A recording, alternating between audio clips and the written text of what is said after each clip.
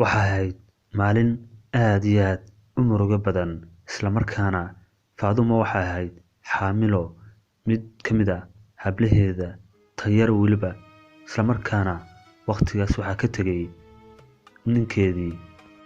Muddo yar kadib, Faadumo way dhashay, isla markaana waxay go'aan ku gaadhay inay korsato carruurteeda yaryar si farxad leh weliba ay ku koriso oo aanay dareemin cidlo iyo aabba la'aan. Faadumo mar walba oo ay ka soo ruuxaan carruurteeda iskuulka waxay u kaxayn jirtay subarmarketyada suuqa ku yaalla, isla markaana waxyaabaha yaryar carruurta ku ciyaaraan ayay mid walbaba dalban jirtay. Hase ahaatee, inkastoo alaabtaas qaali ahayd, way u soo iibin jirtay maxaa yeelay waxay ku dadaali jirtay in hablaheedu ay farxad dareemaan mar walbaba. Marmarka qaar marka la gaadho xilligii iskuulka ee subaxii, waxay damacdaa inay ka soo kiciso labada hablood oo yaryar si ay iskuulka u tagaan. Hase ahaatee, waxay ahaayeen kuwo aad iyo aad u xanaaq badan mar walbaba.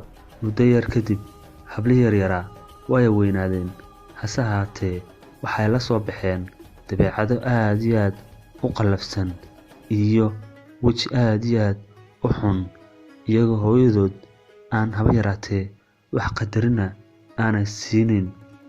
Isla markaana waxay mid ka mid ah tii weyneed ay keentay guriga wiil ay tidhi wiilkan waan isguursanay, ayaa mar walbaba subaxii jikada u geli jirtay, habeenkiina waxay iska seexan jirtay qolka fadhiga, xitaa waxay ugu soo guurtay qolkeedii hurdada. Hase ahaatee, mar allaale markay jikada ugu soo galaan iyadoo wax karinaysa ay caayi jireen, waxay ku odhan jireen islaantan waxaa looga tegayba marka hore caajis midhan bay ahayd. Hooyadood waxa ay maalin walbaba masaxi jirtay guryaha oo ay ka shaqayn jirtay, halka wiilka qabay mid ka mid ah hablaheeda uu si xun ula hadli jiray, isla markaana bila ixtiraam ayuu ahaa. Marmarka qaar Faadumo waxay u tagi jirtay saaxiibteed, isla markaana ay agteeda kusoo nafisi jirtay, laakiin markay guriga kusoo noqoto waxay arki jirtay hablaheedii oo rag kale guriga keensaday, isla markaana la sheekaysanaya oo wax la cunaya oo gurigeedii ku wada nool.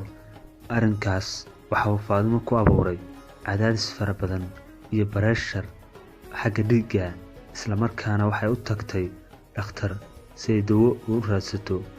Hase ahaatee, arrinkii ilaa imika waa uu taagan yahay. Maalin ayaa waxay ka maqashay qolkeenanteeda ninkeedii oo ku leh hooyada way dhibtay, waa inaad gurigan ka saartaa, sidaan anigu abatayd iyo nolol kuma sii haynayo. Tii kalena marka istiraado la hadal oo ay ka hor timaado waxay u muujin jirtay weji xun, isla markaana hadalladeeda way ku jejeesi jirtay iyadoo ninkeediiba. Arrintaasna waxay ku sii abuurtay Faadumo walaac iyo xanuun fara badan iyo murugo markay aragtay hablaheedii yaryareed ay soo korisay oo ay ku soo rafaaday oo sidaa ula hadlaya. Hase ahaatee, waxay markaan go'aan ku wada gaadheen in islaantan guriga gebigeedaba laga saaro, isla markaana oo u yeedheen, waxaanay ku yidhaahdeen hooyo, maanta wixii ka dambeeya gurigan kuma sii noolaanaysid, maxaa yeelay dadkii baad dhibtay, waxaad noqotay qof xun oo bilaa ixtiraama. Nimanka sodohda u tahay ee guriga ku nool wax ixtiraam uma haysid, annagana ixtiraam nooma haysid. iyaduna waxay ku tiri hooyo, aniga ayaa idin dhalay ee aniga miyadan jeclayn. waxay ku tiri mid kale mid ah hablihii, wax haba yaraatee jacayl kuma hayno, gurigan waa inaad ka baxdaa, wax xuquuqna kuma lihid, maanta laga bilaabana gurigan dhexdiisa kugu sii arki mayno, annaga waxba nagama gelin, kolley abaal waad noo leedahay, waadna soo korisay, laakiin marka annaga nolosheeda ayaa noo muhiima. Faadumo arrintaas waxay ku abuurtay murugo hor leh, isla markaana gurigeedii ay deganeed ay carruurteedii kusoo korisay ay shandad ka qaadatay, waana ku faraxsanaayeen. waxayna ahayd xilli habeena oo roob iyo dhaxan u da'ayay, meel allaala meelay aadana maysan garanayn siday u socotay ay u socotay ayaa waxay iska fadhiisatay meherad yar oo cafeteria shaah ay iska dalbatay. Halkaas ayay fikir iyo isla hadal ay gashay. In yar kadib waxa uu yimid wiil oo ka shaqaynayay meesha, waxaana uu ku yidhi cuntadan ayaan ku keenay cun. Waxay ku tidhi anigu lacag ma haysto, sidoo kalena dee anigu cunto maan dalban. Waxa uu ku yidhi cuntadan waa free, aniga ayaa ku keenay. Isla markaana markaan ogaaday inaad tahay qof dhibeysan oo murugaysan oo halkan iska fadhiya ayaan ku keenay. Faadumo waxay bilowday inay sheekadeedii ay uga sheekayso wiilkii, isla markaana waa uu yaabay. Waxaana uu ku yidhi wallaahi arrintaas waa arrin aad iyo aad u xun, waana arrin murugaa. Maanta wixii ka dambeeya meeshan aniga iska leh, meeshan ayaad iskala shaqaynaysaa, maalintii xaafadayda ayaan ku geynayaa, halkaas ayaad igu noolaanaysaa.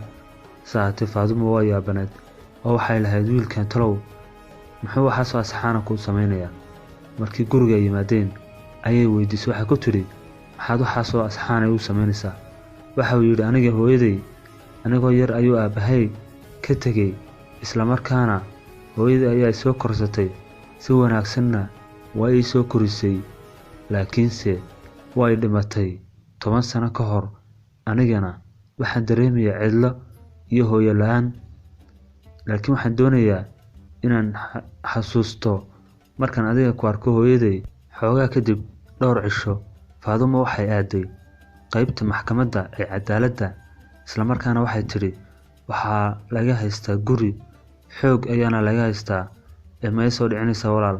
Sharcigu ma i soo dhicinaya? Guriga anuu iska lahaa ayay hablahayga iga xoogeen. Isla markaana maalintii dambe waxa uu yimid inankii ay la joogtay iyo Faadumo ayaa warqad maxkamadda ka soo qaaday, waxayna yimaadeen gurigeedii. Isla markaana waxay u sheegeen labadeedii hablood oo mid ka mid ah xaamilo tahay inaanay gurigan wax haba yaraatee xuquuq u lahayn, saacadan laga bilaabana inay albaabka ka degaan. Taasina waa nafsigii hooyadood ay ka galeen. Waxaana ku tidhi Caaisha aad ayaad u mahadsantay wiilkaygiiow, aad ayaad ii caawisay. Wuxuu ku yidhi waxaad ii noqonaysaa ayay fiican, waayo wiil yar ayaa maalin dhow ii dhalanaya, marka waxaan doonayaa inaan kugu faraxno markaan ku aragno